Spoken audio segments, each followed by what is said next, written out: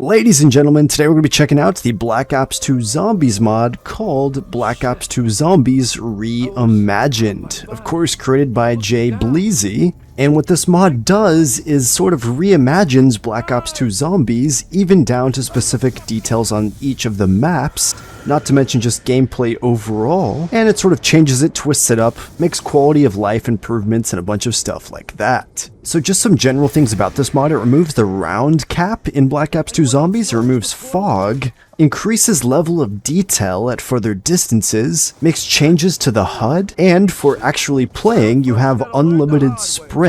It increases your health from 100 to 150 and actually adds a health bar. So yeah, that means most of the time you're going to be going down in 3 hits without Jug instead of the 2. There's also self-revives in solo, faster movement speed when going backwards, so it's fully 100% now. There's even decreased sprint time before you're able to dive, and you can also get up and start moving immediately after diving. They increased the melee range by 16% to equal the same as Black Ops 1, and disabled melee lunging, so meleeing actually feels really good on this mod. There was some changes to health regeneration, increased mantling speed, increased ladder climbing speed, and maps that have simtexes you'll actually spawn and start off with simtexes, and a bunch of other general fixes and changes that is really cool. Getting into the zombies changes, their health will now cap at 100,000, of course in the high rounds. They do less damage now, from 60 to just 50 damage. The zombie count now scales linearly with the amount of players. And just general things like all body shot kills award 50 points, neck shots will start counting as headshots, removal of headless zombies, which is interesting, and removing walkers on higher rounds. Now getting into special zombies, there was changes in improvements to the Avogadro, the Denizens, the Leapers on Die Rise, and to even Brutus. There was a lot of changes and adjustments to a lot of the weapons, so I'm not going to go over all of them here, but stuff like adjusting prices and increasing or decreasing their ammo, which is really nice. You can also switch to a melee weapon by pressing your previous score streak button, so that's interesting. There's also inspecting weapons by pressing your alt fire button, and there's just a lot of other changes to a lot of the equipment, including monkey bombs, EMP grenades, other weapons. Like the War Machine's actually good now, so you can actually use it, and when you shoot it, it explodes on impact.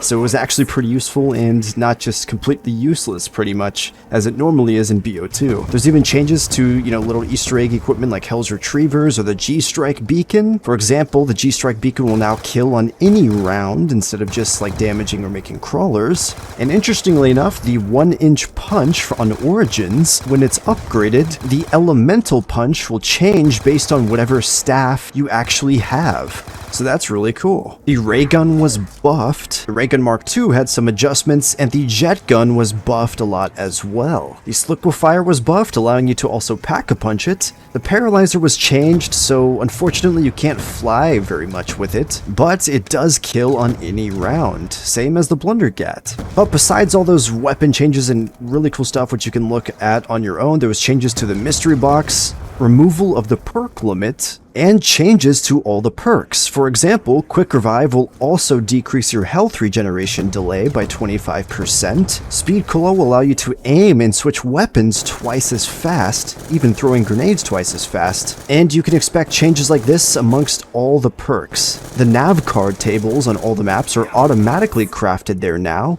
and instead they're just buyable endings. So you don't have to do the Easter egg, you don't have to get a nav card, you just go to the table on any of the maps and you pay 100,000 points to end the game and escape. All the maps have been individually adjusted and changed a little bit, and sort of quality of life improved in some cases. On Buried, for example, you no longer need Leroy, and you can go and purchase some of the debris that you actually usually would need him to break open, allowing you to just spend points to open up the entire map. And that's just one of the examples in one of the maps, and there's a bunch of other changes on all the other maps as well. With this mod, there was also additional game modes added to zombies. So there's a game mode called Encounter. There was a focus and sort of buffing to grief. So they made a bunch of changes to improve grief and make it a lot more fun and more playable. There's a new game mode called Search and Resurrect. This mod also adds new survival versions of maps that typically don't have survival and even grief. But with all that said, that was just a quick overview of this mod, BO2 Zombies Reimagined in Black Ops 2. It had a recent update, so I decided to hop in and check it out, because I don't think I've really showed it off here on the channel. It'll be linked in the description down below if you want to install the mod for Plutonium Black Ops 2. And they actually do have servers up on Plutonium's server browser, so if you're on Black Ops 2 Zombies, you just open up the server browser and search for the search term Reimagined, and you should find all the servers. Just make sure you have the mod actually installed. Let me know your guys' thoughts on this in the comments down below, and maybe we'll have to do some live streams in the future checking out this mod on Plutonium and playing with you guys. But with all that said, thank you all for tuning in. Be sure to smash that like button and subscribe for more zombies mods, and I'll catch you guys next time. Peace out.